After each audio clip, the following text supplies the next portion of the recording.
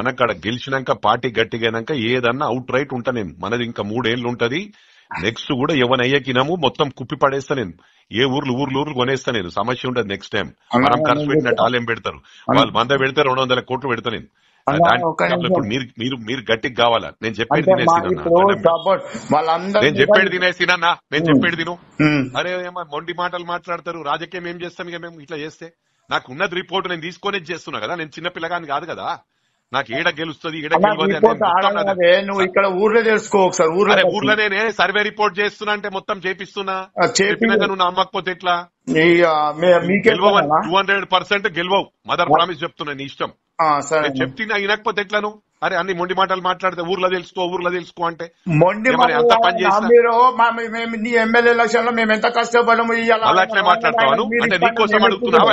నువ్వు వేరే వాళ్ళకి చేసి అడుగుతున్నా నీకోసం అడుగుకుంటావాను అంటే మొత్తం చేసినా ఊరంతా చేసింది కదా.